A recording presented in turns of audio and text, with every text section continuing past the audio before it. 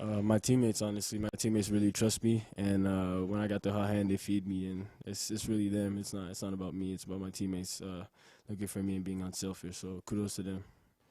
Keyshawn, at one point in the second half, you had 20 points and 0 turnovers. I know you had 7 against New Mexico. Just what was kind of the key for you this game, just locking in and really placing emphasis with ball security? Well, I just wanted to play my game and be aggressive and just look for a good offensive possession for my team. And I just had one turnover at the end, but overall, I feel like I did a good job taking care of the ball.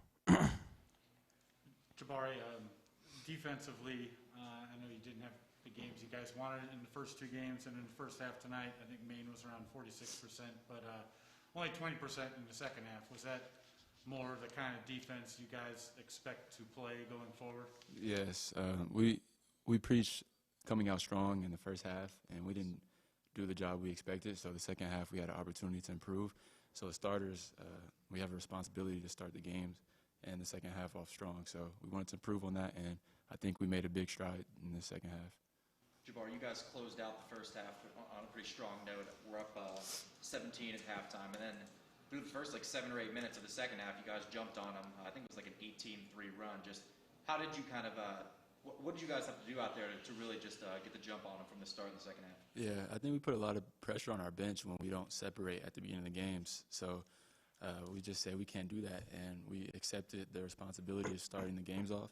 And the starting five was like, we have to improve. So the second half, we got off to a better start, so we didn't have to put the pressure on the bench to separate the game.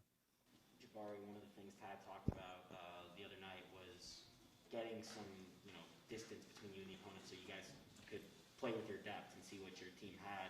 Was it fun to see some of your teammates out there that maybe don't get, the walk-ons, but everyone just got some burn tonight. Was that cool to see? It's an amazing feeling because they work so hard and they deserve it. They deserve more minutes than they played tonight, honestly. So just anything they get is amazing. They practice every day with us. They work just as hard as all of us. So, I wish they could play more, honestly.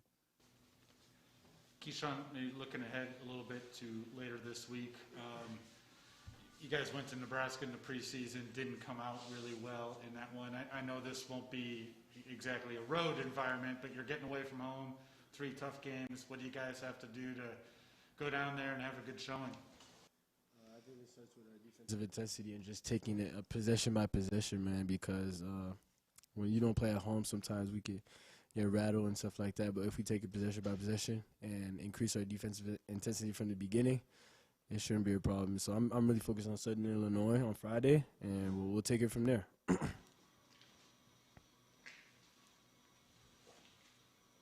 else?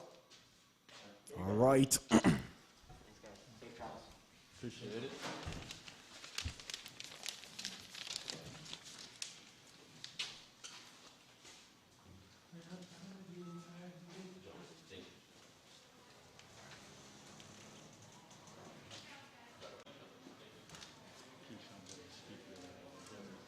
So the Bucks had a millions home against Maine.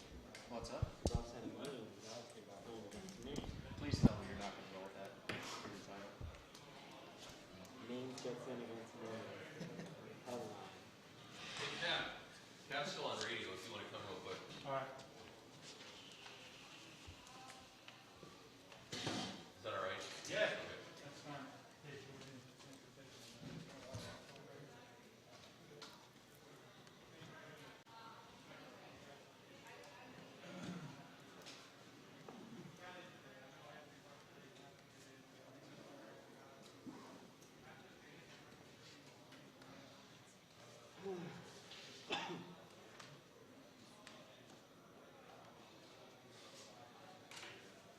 And you got to think that, extrapolate Penn or 6 numbers of 150 offensive rating and a 25 defensive rating over the course of a game. Greatest player in history of the game, right? Contributor.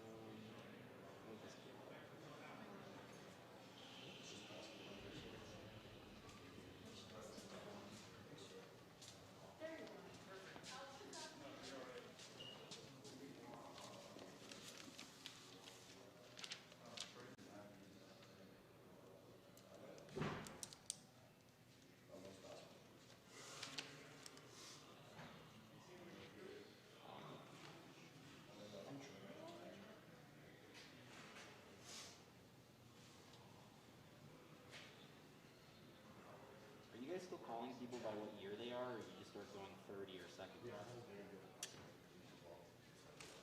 I go by what year they are, as long as the team has it the same way. I just do what they have on the roster. Yeah, that's how I've been doing it. Okay.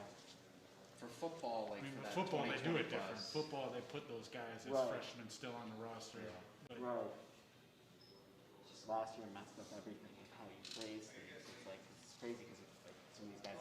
until, as far as, for me, I feel like the style should be just what it is normally. I mean, until they actually come back for an extra year. Right. They're not. You know, They're seniors. I mean, Luke O'Brien and Nate Clifford are still sophomores. Right. So Anyway, you cut it, they're not, you know. Yeah, until they come back and use that extra year, I'm calling them what they are. Yeah. Yeah, that makes sense. I mean, someone like Keyshawn, I might refer to as a redshirt sophomore or a third-year sophomore, Right. but or Evan, you know.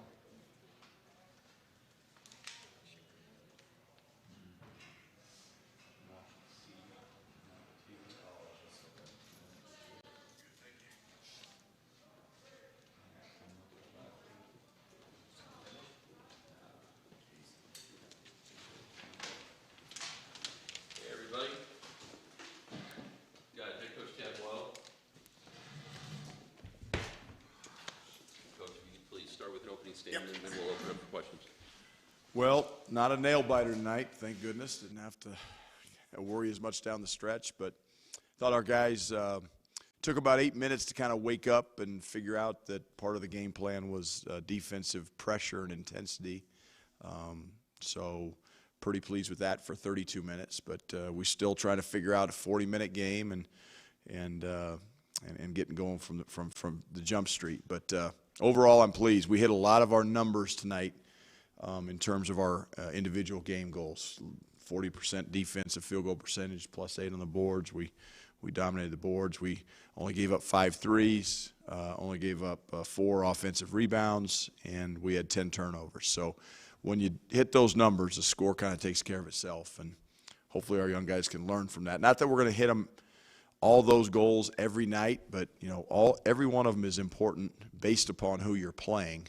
And that's what we have to figure out as we play, you know, more formidable teams down the stretch, which is going to start Friday with Southern Illinois.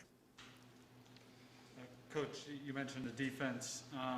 Maine still shot like 46% in the first half. Was the second half more what you expect to see out of this team? Absolutely. Our intensity picked up, and we started pressing a little bit at the end of the first half, and it kind of got us going.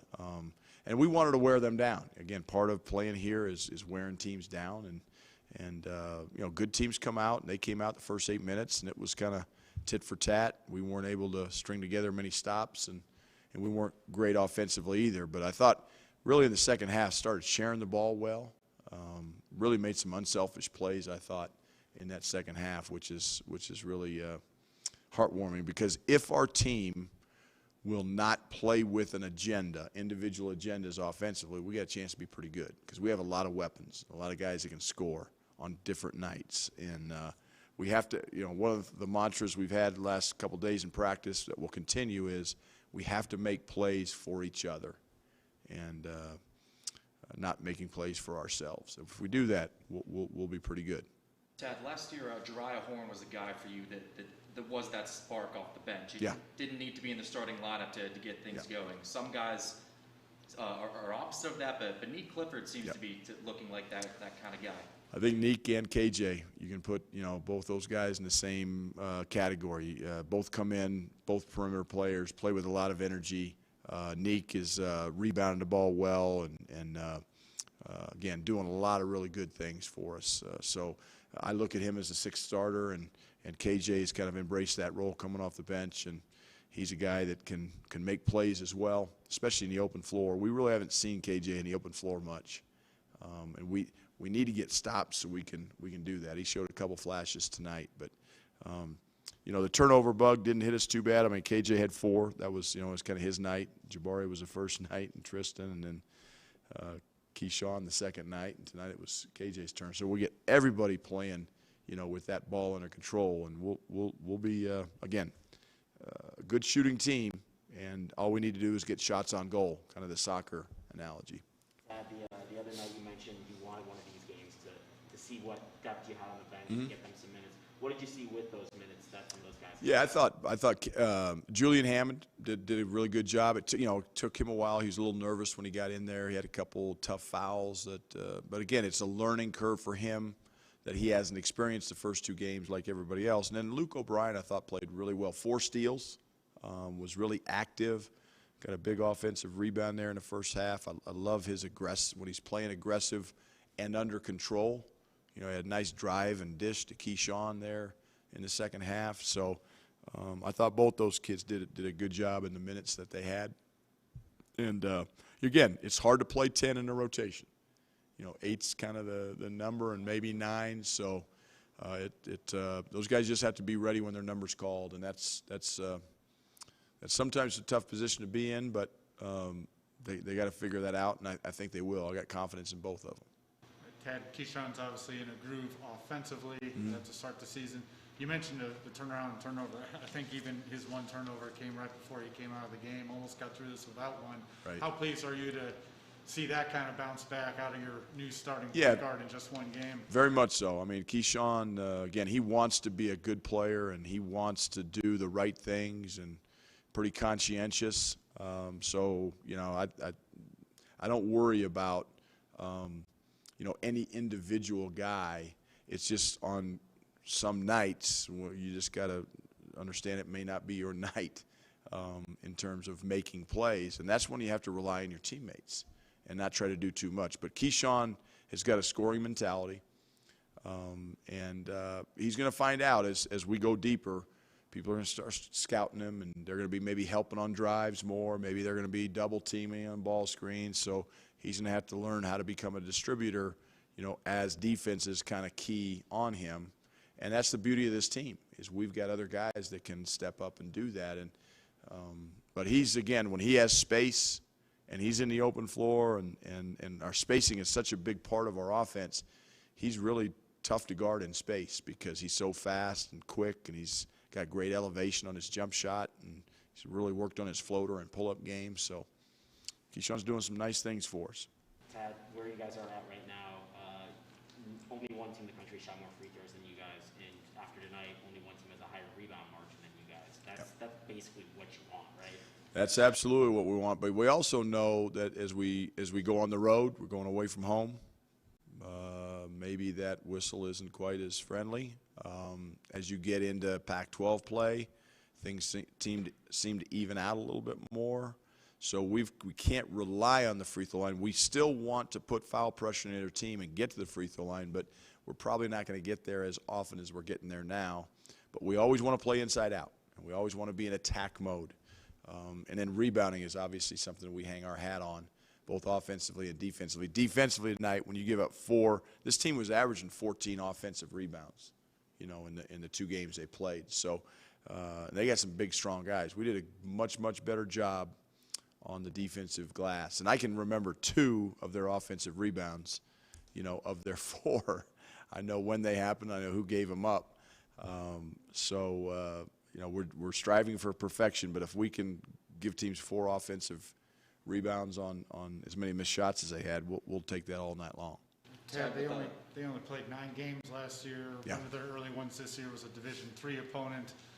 Just wondering if this was maybe we saw this early, was this a tough scout at all for you and your staff just to get a beat? And then one of their guys was out. It was tough, yeah, because you didn't have a lot of, number one, they're on the East Coast. We don't recruit that area very much, so we didn't have a good feel for their personnel. I mean, Coach Roan did as good a job as he could, but this game was about us, and yeah, it was a tough scouting report. But again, we just give them kind of, that's why the game plan was pretty simple, get great shots, play inside out, let's attack them, and defensively, let's pressure the ball, and limit their second chance opportunities. And our guys did a good job of that. Ted, with Lawson, just a couple missed bunnies tonight. There were a few times in the offensive zone where he was in the paint and maybe didn't look 100% ready for a pass that came his way. Just how important for him is it to kind of manage his emotions and just make sure he's not getting too low when when mistakes are made. Yeah, nobody's harder on himself than Lawson is. I mean, and that can be a really good thing, and he and I have talked about it. That's something that can be a negative thing, and we can't let it become negative because he's going to be a good player. I think the biggest thing with young post guys, and Evan went through it, Josh Scott went through it, Wes Gordon went through it. I mean, you go down the list of our bigs that we've had that have played early in their career, is young big guys get in a hurry. And right now, he's in too much of a hurry when he catches the ball, before he catches it or even after he catches it. You know, he had one down there. If he just takes his time and comes to a two-footed stop and goes up and dunks it, it's not an issue. But he's just trying to go too fast. And then, yeah, he is getting frustrated, and he's just got to let that go and learn and continue to get better. Lawson's going to be fine. He really is. And we're going to need him at times because, knock on wood, hopefully Evan's out of foul trouble. But Lawson's he's a great rim protector, and he's going to be a good player for us this year. But we just got to get him through those tough moments. I think the biggest thing he's got to work on offensively, too, is before he catches it, you alluded to it, be ready before the catch rather than catch it and then gather and then go up. That's too slow at this level. He could get away with that in high school. But here he's got to be low, anticipate the ball coming as it's coming. He's going up as he catches it and just slowing down. Being quicker, but slowing down. The old John Wooden thing, right? Be quick, but don't hurry. That's what Lawson's got to figure out, and he will. Anything else for Coach? All right. Thank you. Yep.